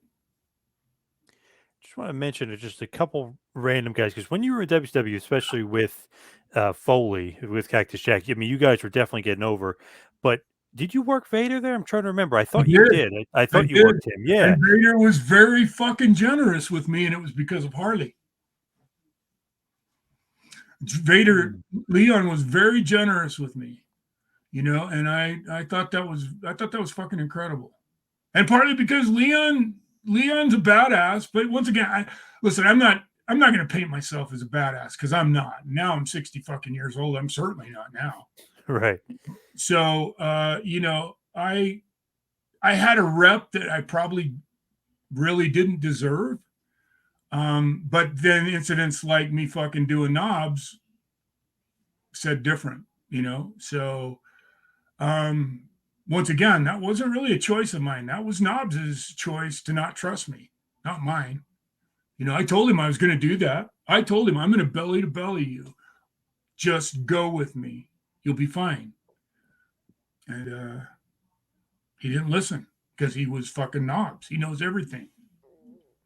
You know, so it was those kinds of things just continued to happen to me in my career, which when I left, you know, those are the kinds of things you wake up at night going, oh my God, you know. So, yeah. But Vader was good to you, though. That's great. I always got along good with Leon. Always. I mean, Leon was one of those people that I never had a problem with Leon, ever. I met him in Japan when he first came and started doing the Vader thing. And then, you know, I knew him there. I did the road with him and Harley a few times. So, yeah, I got along great with Leon. It's funny because, you know, a lot of guys will complain he stiffed him to this, to that. But Sting said he was just one of his favorite guys to work with. Foley loved working with him. You know, like certain guys, I guess he was great with. You know, I'll tell you right now, if I would have fucking used my head, I would have ended up in Japan with Leon because I wouldn't have been afraid to stand in the middle of the fucking ring and throw punches with him. You know, I was capable of handling myself. So I would have loved to have had the kind of match I watched Leon have in Japan and just fucking, because the Japanese just eat that shit up. Just stand in the middle of the fucking ring and just boom, you know, and fucking throw one back at him and boom, you know, the fucking crowd would have just been with it the whole time. And, you know, I got offered to go to Japan and wrestle Gary Albright. And looking back to this day, another moment in time, I could just kick myself in the ass for not going and doing it. I would have made great money. It would have kept me in. But, you know, once again, I can't look back at those kinds of things and have anything but respect for the fact that it forced me into another world. And that world was the one I needed to be a part of, you know, was being with my family and making sure I took care of my family. So, as far as you in the wrestling business, you said you had a couple regrets, like Gary Albright and stuff. Is there any other like real regrets you had? Would it almost be getting out earlier, or like what do you like? What's the mindset of kind of any regrets you might have had towards the business? I think I'll tell you, let me tell you something that happened at a WCW show one night. Something was going wrong. And I don't remember what it was. And somebody said, get Maxx to go out and play. And so they put me, they just fucking come, yo, Maxx, you're gonna go play. And I'm like, what the fuck? So I grabbed my guitar, got all my shit together, give it to the fucking dudes and everything. And I went out and played. And I didn't have a monitor. I was playing through the PA, but I could hear good enough that I could play. And I went out there and I played.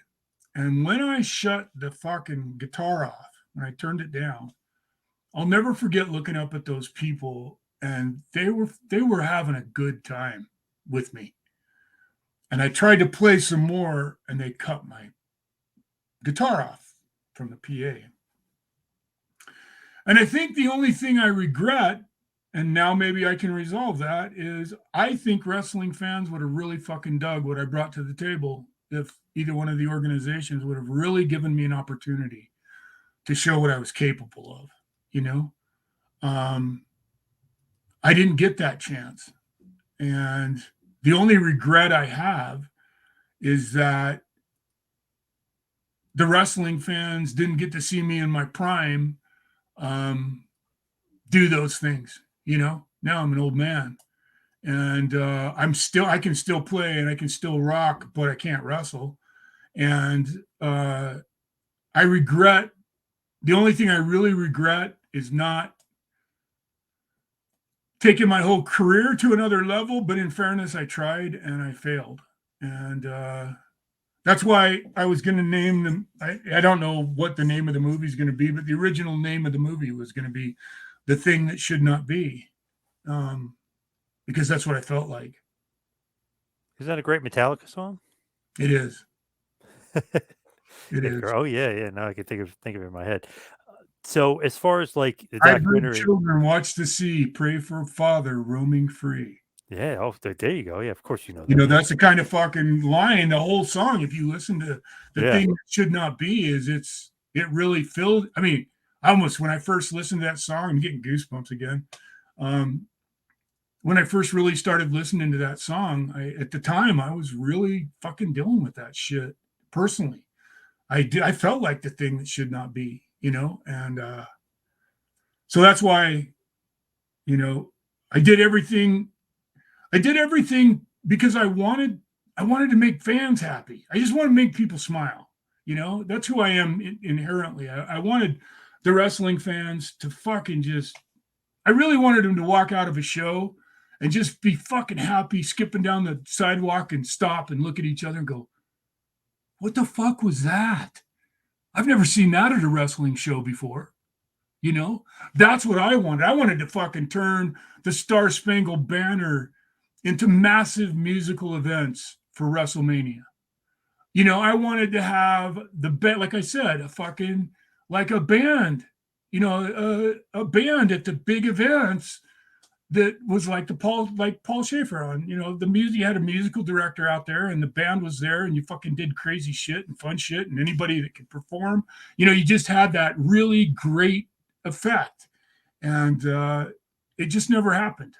And so now maybe the fucking cool shit is in the story of it. I don't know. The thing about the documentary is that has been out there for a while. Like I guess wrestlers were talking about how Maxx Payne was filming backstage. Like so that kind of rumor was out there for a while that there is this, this secret tape and stuff. How come it's now coming to like light? Like where has it been? Like did you lose it? Did you just find it? Did you forget about it? Like no. Where has it been?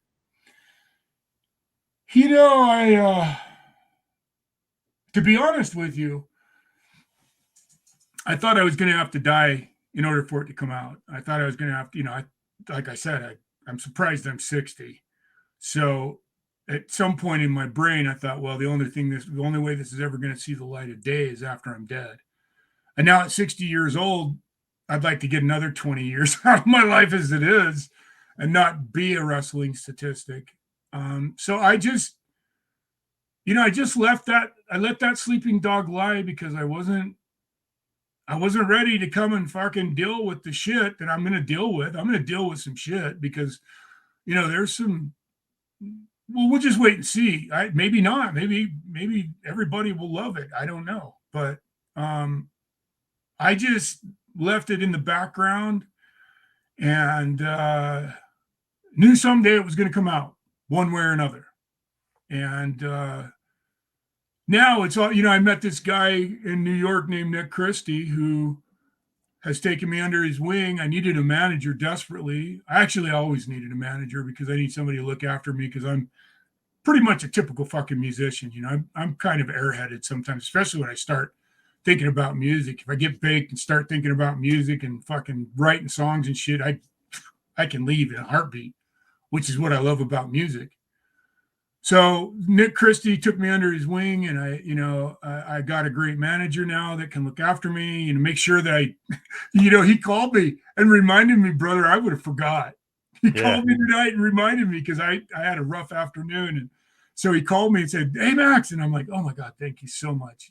I need that in my life. And Nick is really good at that. So, I hope that he's one of those people that if you ever needed a manager, I certainly recommend calling Nick because he's been nothing but great to me. And we're going to do some crazy fun things together. Here's the other thing that I bring to the table I'm really excited about. So not only do I have this great wrestling stuff, I'm also an inventor, and I've invented a lot of really cool things. My biggest thing that I've invented is I've invented this really great lubricant for your guitar. And then I found out that it's not just for the guitar. It's great on all kinds of things. And I really intend on revolutionizing the portable miniature lubrication world. This oil is really amazing. And my intention is to have it on every cash register in the world. You know, one of those things that when you roll up to get cigarettes or buy a beer and you see that and you go, God, I need some of that for the locks in my truck, or, you know, whatever. My door hinges squeak. This shit is amazing. Really amazing. It took me 30 years to develop this oil. That's one thing. And I've got tons and tons of inventions. I've got another band that I want to release eventually. I got tons and tons of more music that I just need to go in. I probably got another 2 or 3 records around living insanity, if that so presents itself. And if not, I've got 4 or 5 records with this other band I'm developing. And so I just look forward to the future because I'm excited to show people the real Maxx Payne, if you will. So as we head towards the finish here, we head towards the wind down. I always like to say, like, if somebody's going to look you up on YouTube or something, you know, Maxx Payne versus, like, let's talk about, you know, some positive stuff. Favorite matches, favorite opponents. Somebody's going to, you know, do a YouTube playlist. Who's on it? Maxx Payne versus who? Well, the first one, my brother, I'm going to tell you, this is a little different of an answer you're going to get from anybody. The first one was Maxx Payne versus the national anthem, because you can't fuck up the national anthem. Yeah, I You agree. fuck the national anthem up and you're going to be fucking, which would have been fine. I would have got heat for it. That would have been a fun angle to go out there and fucking destroy it and then go, oh, fuck you guys, I can play it, and then actually play it. You know, the possibilities were limitless. But the national anthem, I'll tell you, I practiced nonstop for fucking days to get that song right. That would have been one.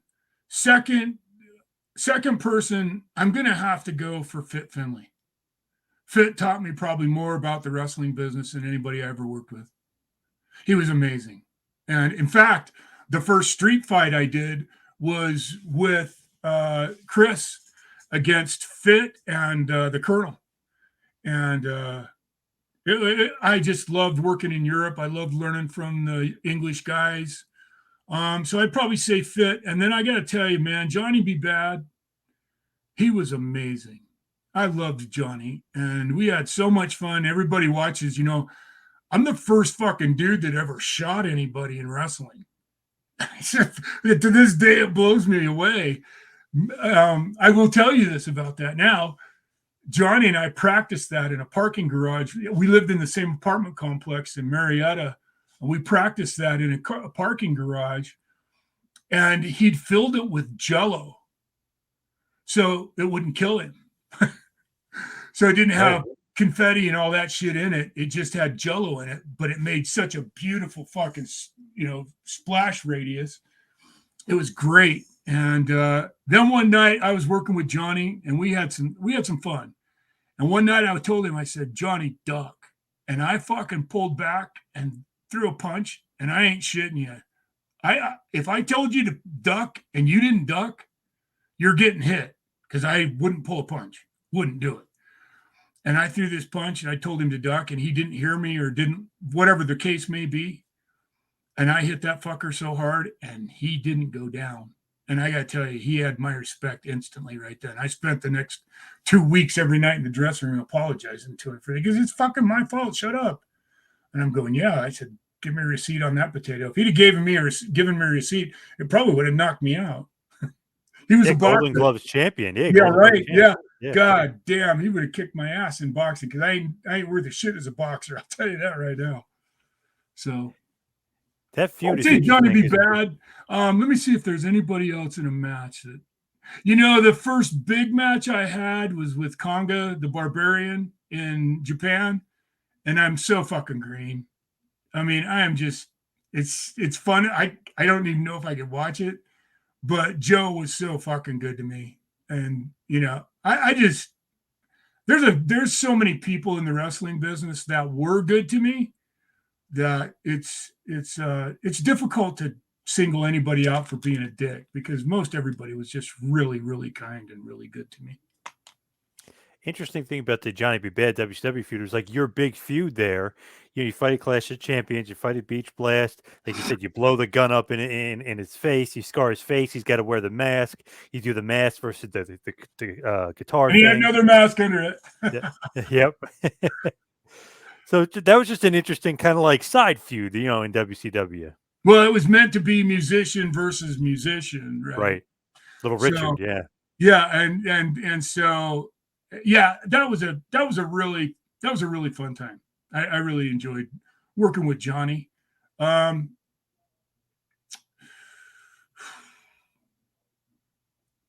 I would probably say Johnny's at the top. I've worked with a lot of people though that were just amazingly giving, amazingly good in the ring, and so I'm nothing but proud of all of that.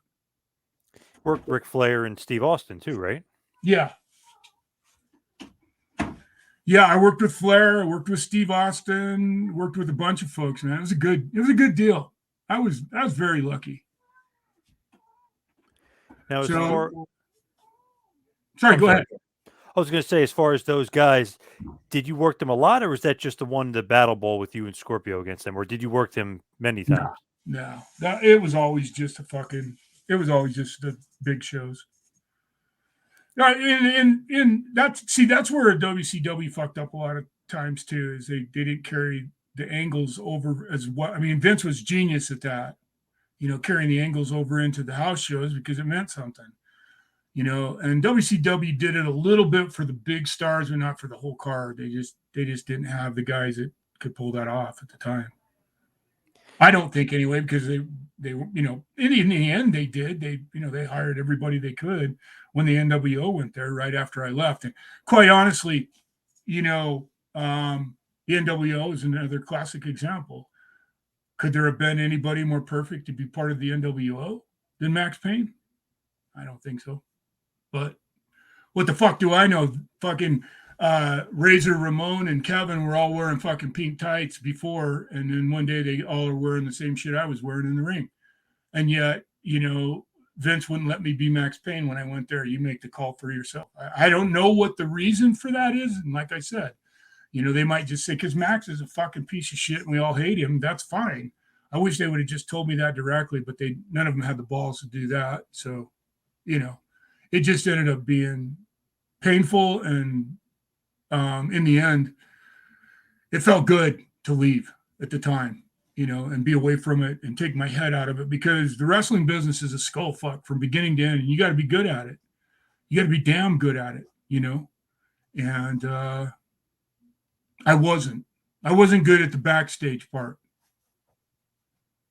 With you were talking a little bit before with injuries. Did you have a painkiller addiction? Was that a big problem for you? Everybody did. Fuck yes. Because how do you that's the part that people don't understand. How the fuck do you get on the road and just be in pain all the time? You can't do it. You just can't do it. And so that's what happened. I just, I was going down the road and you get beat up and you get tore up, and then you start doing pain pills, and then pain pills lead to Valiums. And, there's so many people out there that want to be in your life. They just give you drugs, and, I can't tell you how easy it was to get drugs at that time. I mean, it's just nothing to it. Prescription drugs too. Just from being a famous wrestler. Mm-hmm. Yeah, any doctor you walked into would give you pills. So not necessarily from the boys, like from like you said, from doctors and other people. Yeah, it was easy. Yeah, it was easy. Yeah, it was nothing to it. So, and at the time, opioids weren't addictive. Supposedly. Obviously, the guy that said that's never been dope sick. Right. Yep.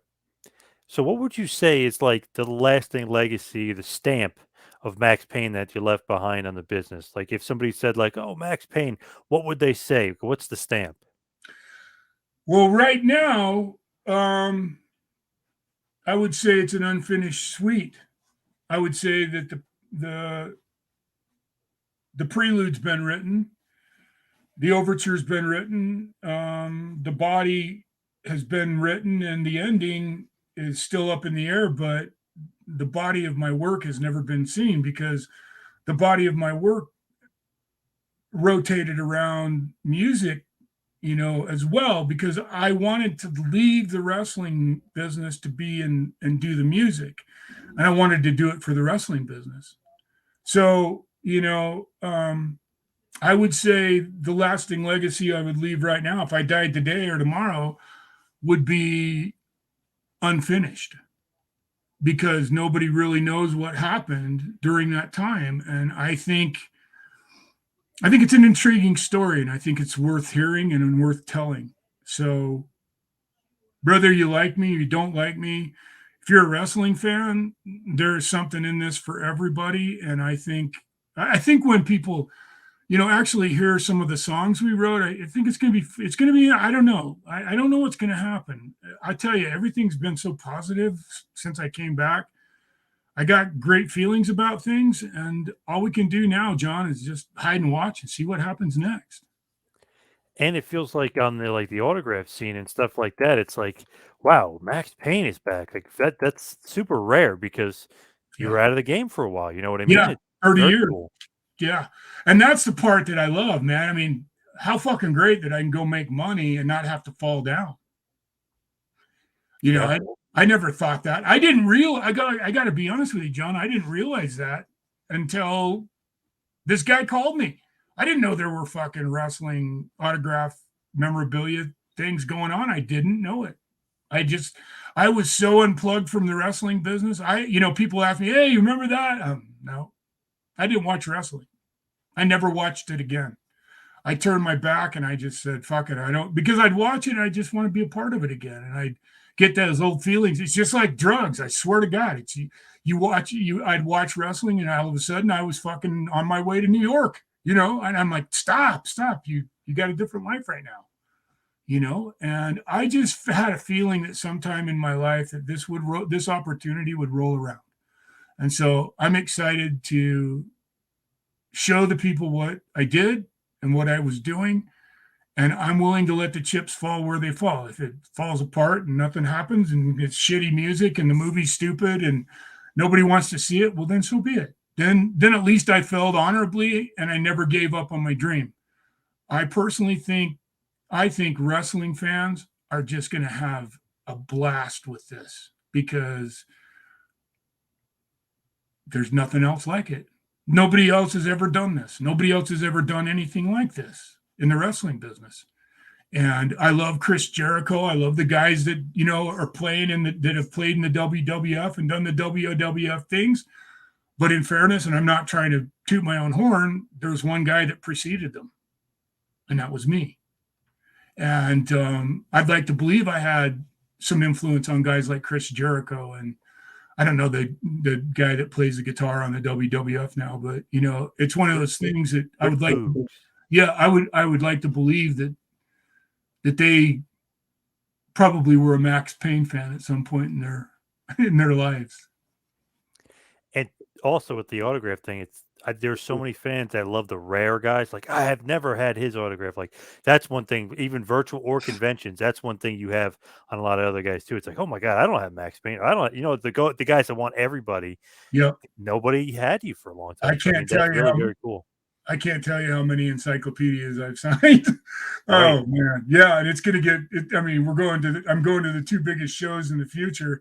First, I'm going to the big show in New York on the what is it, the 29th or the 30th? No, it's the 1st of March through the 3rd. There's a big show in New York, and then I'm going with Nick Christie and Think Signatures. We're going to WrestleCon, and it's good. I'm excited. Maybe nothing will happen. Maybe something will happen. I just don't know. I'm prepared for anything though. Nice. Do you have any other plugs or anything you want to get out there, right? Or where everybody could reach you, or even reach Nick? If you ever want to get a hold of me, the best way to get a hold of me is through Think Signatures. Just go, you don't even have to know how. Just contact Think. If you go to thinksignatures.com, there's a contact me for Nick, and anybody who wants to get a hold of me can get a hold of me through Nick. That's the easiest and best and most truthful way, because I'm the shits at taking care of fans. I really am. And when it comes to that, now, if I'm with you and I'm there, no problem. But I'm kind of a typical musician when it comes to that. I'm kind of a fucking airhead. And to be honest with you, I'm one of those guys that I don't spend time on stuff that doesn't fit into the collaboration of things I'm involved in. You know what I mean? Yep. So I don't social media very well, and thank God I got somebody like Nick to look after me. So yeah, just get a hold of Think Signatures and Nick Christie, and he will take care of it from there. And if he says I'm going to be there, I'm going to fucking be there, unless I'm dead. That's the only way I won't be there. I would never tell somebody I'm going to do something and then not do it. And I've done that a couple of times in my life, and it still bothers me to this day. So I made a commitment to myself. I'm going to come back and do this business. I'm going to do it right. And I'm really doing this because I didn't realize there were still Maxx Payne and Man Mountain Rock fans out there. I'll be honest with you. I just didn't think so. And it's been unbelievable. The fans have been so incredible to me. I wouldn't even know where to start. Max, they're out there for sure. But thank you so much for all the time tonight. Really appreciate it. John, it was my pleasure, my friend.